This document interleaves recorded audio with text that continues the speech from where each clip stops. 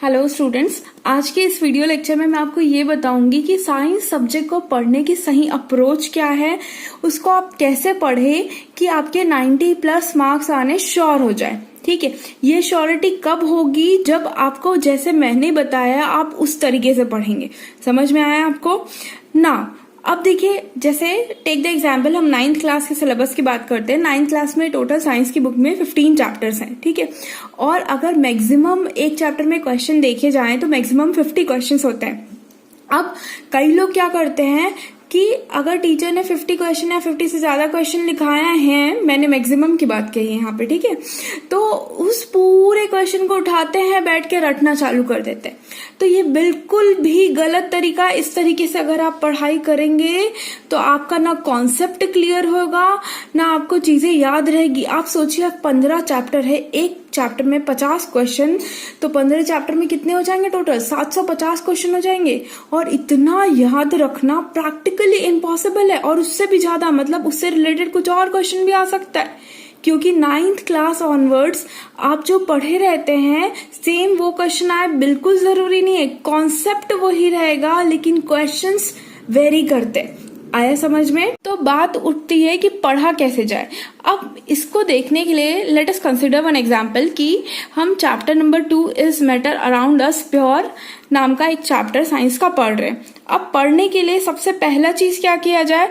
सबसे पहले आपको पता रहना चाहिए कि इस चैप्टर में बेसिकली बोला क्या गया है, क्या क्या बेसिक चीज है। जैसे यहाँ पे मिक्सचर के बारे में पता रहना चाहिए, टाइप्स ऑफ मिक्सचर के बारे में पता रहना चाहिए, सोल्यूशन क्या है ये पता रहना चाहिए, है ना। फिर प्रॉपर्टीज ऑफ सोल्यूशन ये पता रहना चाहिए, सस्पेंशन, कोलाइडल सोल्यूशन, है ना, properties of colloids, separating the component of mixture, बहुत सारी सेपरेशन टेक्निक के बारे में आपको डिटेल में पता रहना चाहिए, फिजिकल एंड केमिकल चेंज, फिर एलिमेंट्स के बारे में, फिर मिक्सचर एंड कंपाउंड के बारे में। अब देखिए, ये सब चीजों के बारे में आपको एक एज अ स्टोरी टाइप से चैप्टर पता रहना चाहिए। ये एज अ स्टोरी, अगर आपको पूरा चैप्टर आपको जिस भी लैंग्वेज में कंफर्टेबल हो, चाहे वो इंग्लिश हो, हिंदी हो, आपको ये पूरा चैप्टर अच्छे से, बहुत अच्छे से पता होना चाहिए। अब पता होने के बाद मैंने आपको बोला है कि साइंस में सबसे पहले आप बेसिक चीजें पढ़िए करें, है ना। चैप्टर में जैसे ये बेसिक जो नाम अभी मैंने गिनाया, तो वो सारे का एक एक डिटेल कॉन्सेप्ट क्लियर होना चाहिए। उसके बाद फिर आप एनसीईआरटी को अप्रोच करना। टेक द एग्जाम्पल, ये बेसिक क्वेश्चन है, what are the different types of mixture, है ना, इस चैप्टर का। तो इसमें आंसर लिखा है there are 2 types of mixture. तो कई स्टूडेंट क्या करते हैं, there are 2 types of mixture, और ये मिक्सचर का जो पूरा लिखा हुआ है एज इट इज उठा के रटना चालू कर देते। मैम आपने तो बोला था बेसिक क्वेश्चन बहुत अच्छे से क्लियर होना चाहिए। क्लियर मतलब होता है कॉन्सेप्ट क्लियर। कॉन्सेप्ट कैसे क्लियर होगा? होमोजीनियस मिक्सचर मतलब ऐसा मिक्सचर, इसमें 2 इंपॉर्टेंट कीवर्ड मैंने बताए थे, एक यूनिफॉर्म कंपोजिशन, दूसरा इसमें कोई भी no visible boundary of separation रहती है, मतलब ये अलग अलग नहीं दिखता है। 2 चीजें जो मिलाते हैं वो एक साथ एक रूप में दिखती है। आया समझ में? तो ये जो चीज है, अब देखिए, ये जरूरी नहीं कि आप एज इट इज लिखो कि a mixture is said to be homogeneous if it has a uniform composition and no clear boundary of separation. ऐसा बिल्कुल तोते जैसे हमको रटना नहीं। आपको मेन मुद्दा क्या है ये पता होना चाहिए कि यूनिफॉर्म कंपोजिशन होनी चाहिए इसमें, और दूसरी no visible boundary of separation. ठीक है, तो इसको आप अपने लैंग्वेज में फ्रेम आउट करिए। ये होता है सही तरीका पढ़ने का। आपको इसको रटना नहीं है। साइंस के प्रोस्पेक्टिव से ये बात इंपॉर्टेंट है इसके लिए, और ये वाली बात। अब ये दोनों बातों को अपने शब्दों में हमको लिखना आना चाहिए। ये होता है सही तरीका साइंस पढ़ने का। आया समझ में? जैसे इस पर्टिकुलर आंसर को मैं और कैसे, a mixture which has uniform composition and which has no visible boundary of separation is known as homogeneous mixture, ऐसा भी लिख सकती हूँ। मतलब इंपॉर्टेंट क्या है, ये 2 बातें, और ये 2 बातों को अपने वर्ड्स में रिक्रिएट करना। यही है असली ट्रिक साइंस पढ़ने की। समझ में आया? सो स्टूडेंट्स, इंपॉर्टेंट क्या है कि आपका बेसिक कंसेप्ट क्लियर होना चाहिए। बेसिक कंसेप्ट अगर आपका क्लियर रहेगा, ठीक है, बहुत अच्छे से आप चीजों को समझेंगे, तो एनसीईआरटी के क्वेश्चन या इससे रिलेटेड कोई भी क्वेश्चन आ जाए, आपका कुछ भी बन जाएगा।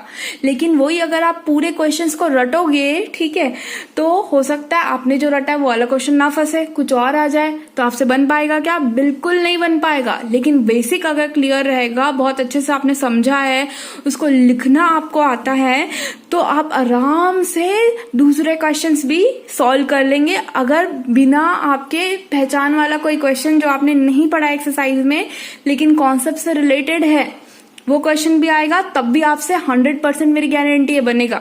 आया समझ में? तो अब बेसिक से हमको क्या क्या फायदे हो रहे हैं भाई, कोई सा भी क्वेश्चन आए बन जाता है। तो इम्पोर्टेंट क्या है, बेसिक को बहुत अच्छे से पढ़ना, वो आपका 100% क्लियर होना चाहिए, 99% भी नहीं होना चाहिए, तब आपके 90+ मार्क्स आने की श्योरिटी मैं 100% लेती हूँ। ठीक है, तो जैसे बेसिक क्लियर होता है एनसीईआरटी के क्वेश्चन जब आप उठाते हो तो आपके अपने आप सॉल्व हो जाते हैं। टेक द एग्जाम्पल, इस चैप्टर में देखिए एक्सरसाइज के क्वेश्चन है, which separation techniques will you apply for the separation of the following?